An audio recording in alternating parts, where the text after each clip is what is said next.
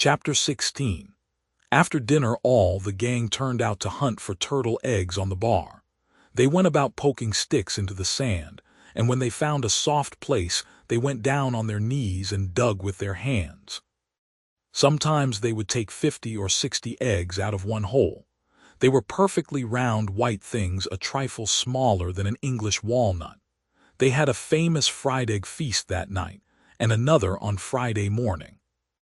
After breakfast they went whooping and prancing out on the bar, and chased each other round and round, shedding clothes as they went, until they were naked, and then continued the frolic far away up the shoal water of the bar, against the stiff current, which latter tripped their legs from under them from time to time and greatly increased the fun.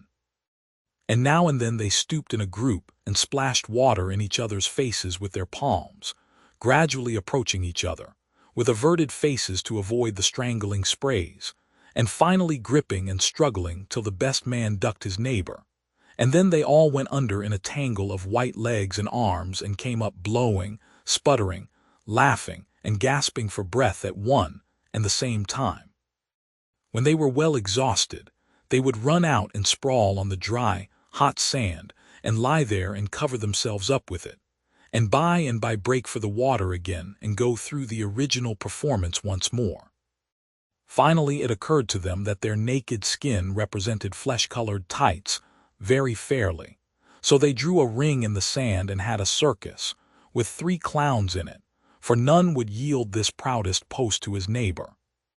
Next they got their marbles and played knucks and ring-taw and keeps, till that amusement grew stale. Then Joe and Huck had another swim, but Tom would not venture, because he found that in kicking off his trousers he had kicked his string of rattlesnake rattles off his ankle, and he wondered how he had escaped cramps so long without the protection of this mysterious charm. He did not venture again until he had found it, and by that time the other boys were tired and ready to rest. They gradually wandered apart, dropped into the dumps, and fell to gazing longingly across the wide river to where the village lay drowsing in the sun. Tom found himself writing BCKY in the sand with his big toe. He scratched it out and was angry with himself for his weakness. But he wrote it again, nevertheless. He could not help it. He erased it once more, and then took himself out of temptation by driving the other boys together and joining them. But Joe's spirits had gone down almost beyond resurrection. He was so homesick that he could hardly endure the misery of it. The tears lay very near the surface. Huck was melancholy, too. Tom was downhearted but tried hard not to show it. He had a secret which he was not ready to tell yet, but if this mutinous depression was not broken up soon, he would have to bring it out. He said, with a great show of cheerfulness, "I bet there's been pirates on this island before, boys. We'll explore it again. They've hid treasures here somewhere. How'd you feel to light on a rotten chest full of gold and silver, hey?" But it roused only faint enthusiasm, which faded out with no reply. Tom tried 1 or 2 other seductions, but they failed too. It was discouraging work. Joe sat poking up the sand with a stick and looking very gloomy. Finally he said, "Oh, boys, let's give it up. I want to go home. It's so lonesome." "Oh no, Joe, you'll feel better by and by," said Tom. "Just think of the fishing that's here." "I don't care for fishing. I want to go home." "But Joe, there ain't such another swimming place anywhere." "Swimming's no good." "I don't seem to care for it somehow, when there ain't anybody to say I shan't go in. I mean to go home." "Oh, shucks, baby, you want to see your mother, I reckon." "Yes, I do want to see my mother, and you would too if you had one." "I ain't any more baby than you are," and Joe snuffled a little. "Well, we'll let the crybaby go home to his mother, won't we, Huck? Poor thing, does it want to see its mother, and so it shall. You like it here, don't you, Huck?" "We'll stay, won't we?" Huck said, "Why, yes, without any heart in it." "I'll never speak to you again as long as I live," said Joe, rising. "There now," and he moved moodily away and began to dress himself. "Who cares?" said Tom. "Nobody wants you to. Go long home and get laughed at." "Oh, you're a nice pirate," Huck and me ain't crybabies. We'll stay, won't we, Huck? Let him go if he wants to. I reckon we can get along without him, perhaps. But Tom was uneasy, nevertheless, and was alarmed to see Joe go sullenly on with his dressing. And then it was discomforting to see Huck eyeing Joe's preparations so wistfully, and keeping up such an ominous silence. Presently, without a parting word, Joe began to wade off toward the Illinois shore. Tom's heart began to sink. He glanced at Huck. Huck could not bear the look and dropped his eyes. Then he said, "I want to go too, Tom. It was getting so lonesome anyway, and now it'll be worse. Let's us go too, Tom." "Whoa, you can all go if you want to. I mean to stay." "Tom, I better go." "Well, go long, who's hindering you?" Huck began to pick up his scattered clothes. He said, "Tom, I wished you'd come too. Now you think it over. We'll wait for you when we get to shore." "Well, you wait a blame long time, that's all." Huck started sorrowfully away, and Tom stood looking after him, with a strong desire tugging at his heart to yield his pride and go along too. He hoped the boys would stop, but they still waded slowly on. It suddenly dawned on Tom that it was become very lonely and still. He made one final struggle with his pride, and then darted after his comrades, yelling, "Wait, wait! I want to tell you something." They presently stopped and turned around. When he got to where they were, he began unfolding his secret, and they listened moodily till at last they saw the point he was driving at, and then they set up a war-whoop of applause and said it was splendid, and said if he had told them at first, they wouldn't have started away. He made a plausible excuse, but his real reason had been the fear that not even the secret would keep them with him any very great length of time, and so he had meant to hold it in reserve as a last seduction. The lads came gaily back and went at their sports again with a will, chattering all the time about Tom's stupendous plan and admiring the genius of it. After a dainty egg and fish dinner, Tom said he wanted to learn to smoke now. Joe caught at the idea and said he would like to try too. So Huck made pipes and filled them. These novices had never smoked anything before but cigars made of grapevine, and they bit the tongue, and were not considered manly anyway. Now they stretched themselves out on their elbows and began to puff, charily and with slender confidence. The smoke had an unpleasant taste, and they gagged a little, but Tom said, "Why, it's just as easy. If I'd 'a knowed this was all, I'd 'a learnt long ago." "So would I," said Joe. "It's just nothing. Why, many a time I've looked at people smoking and thought, well, I wish I could do that. But I never thought I could," said Tom.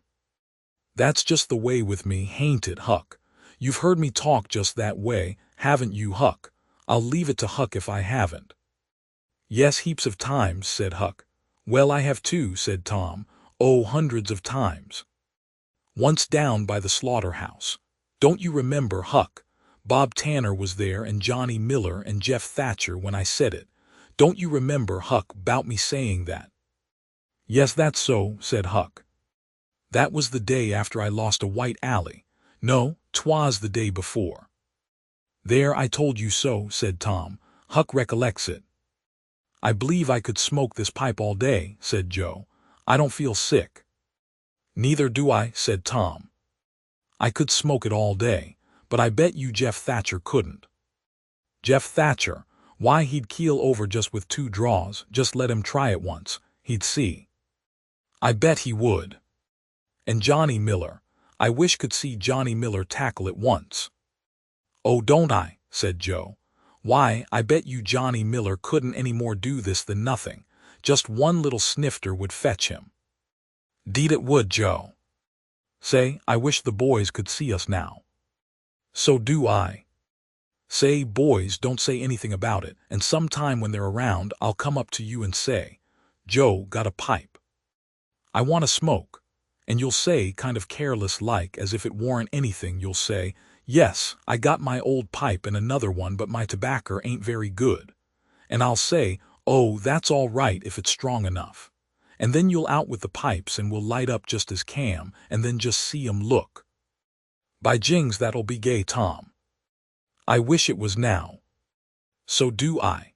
And when we tell 'em we learned when we was off pirating, won't they wish they'd been along? Oh, I reckon not. I'll just bet they will.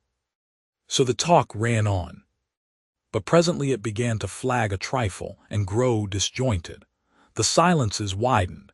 The expectoration marvelously increased. Every pore inside the boys' cheeks became a spouting fountain. They could scarcely bail out the cellars under their tongues fast enough to prevent an inundation. Little overflowings down their throats occurred in spite of all they could do, and sudden retchings followed every time. Both boys were looking very pale and miserable now. Joe's pipe dropped from his nerveless fingers. Tom's followed. Both fountains were going furiously and both pumps bailing with might and main. Joe said feebly, "I've lost my knife. I reckon I better go and find it." Tom said with quivering lips and halting utterance, "I'll help you. You go over that way and I'll hunt around by the spring. No, you needn't come, Huck, we can find it." So Huck sat down again and waited an hour. Then he found it lonesome and went to find his comrades. They were wide apart in the woods, both very pale, both fast asleep. But something informed him that if they had had any trouble they had got rid of it. They were not talkative at supper that night. They had a humble look, and when Huck prepared his pipe after the meal and was going to prepare theirs, they said no, they were not feeling very well. Something they ate at dinner had disagreed with them. About midnight Joe awoke and called the boys. There was a brooding oppressiveness in the air that seemed to bode something. The boys huddled themselves together and sought the friendly companionship of the fire, though the dull, dead heat of the breathless atmosphere was stifling. They sat still, intent and waiting. The solemn hush continued. Beyond the light of the fire everything was swallowed up in the blackness of darkness. Presently there came a quivering glow that vaguely revealed the foliage for a moment and then vanished. By and by another came, a little stronger. Then another.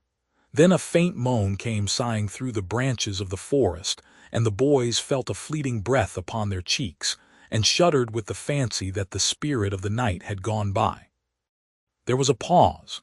Now a weird flash turned night into day and showed every little grass blade, separate and distinct, that grew about their feet, and it showed 3 white, startled faces, too.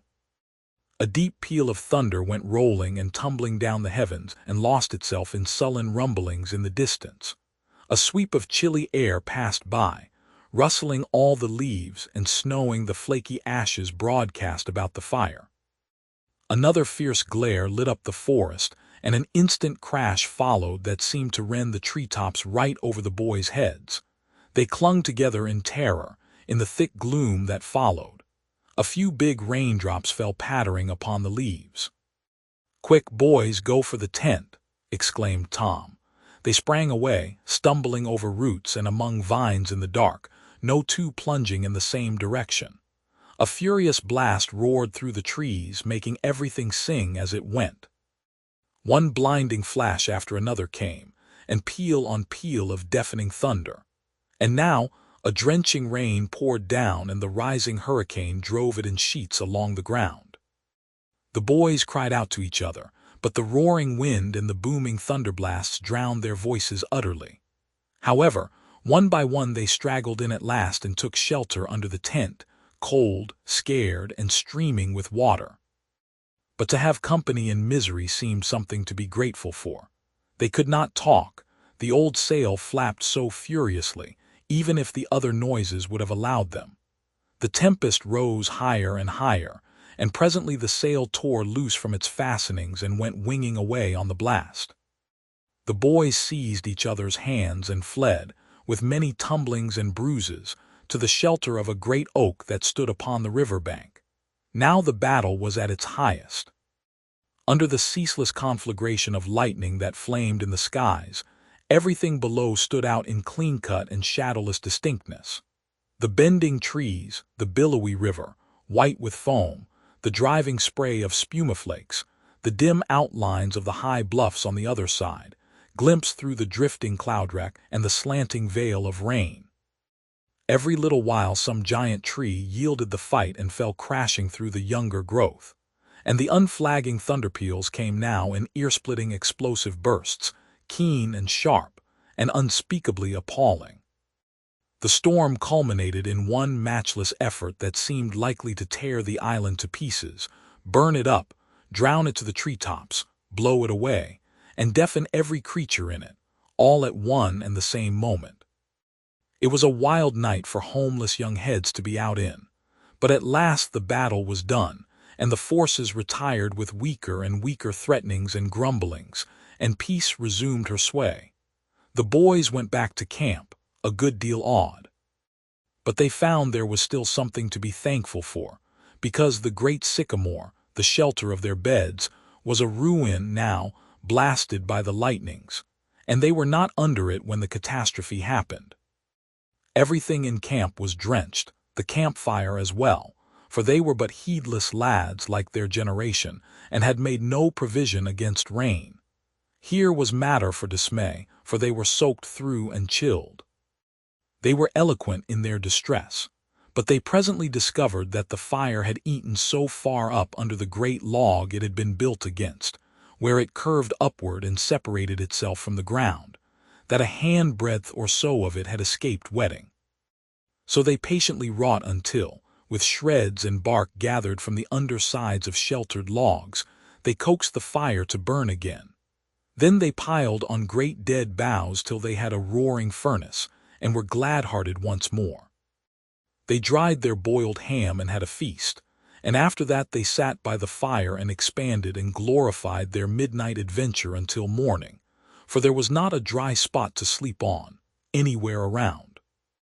As the sun began to steal in upon the boys, drowsiness came over them, and they went out on the sandbar and lay down to sleep. They got scorched out by and by, and drearily set about getting breakfast. After the meal they felt rusty and stiff-jointed, and a little homesick once more. Tom saw the signs, and fell to cheering up the pirates as well as he could. But they cared nothing for marbles or circus or swimming or anything. He reminded them of the imposing secret and raised a ray of cheer.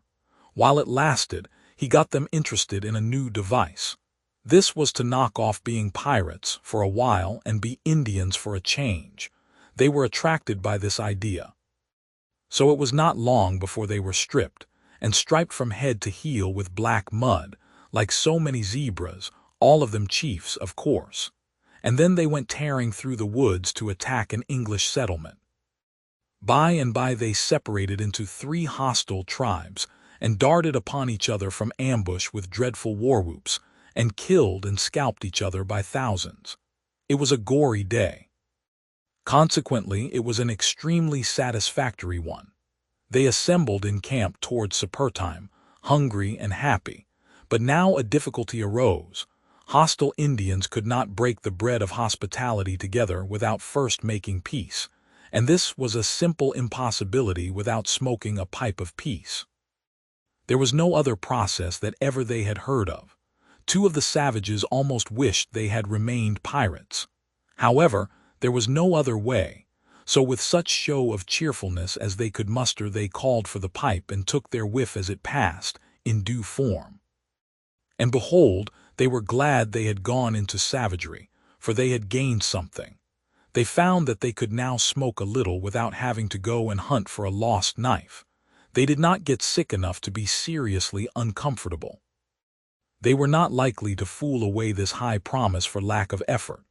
No, they practiced cautiously after supper with right fair success, and so they spent a jubilant evening. They were prouder and happier in their new acquirement than they would have been in the scalping and skinning of the 6 nations. We will leave them to smoke and chatter and brag, since we have no further use for them at present.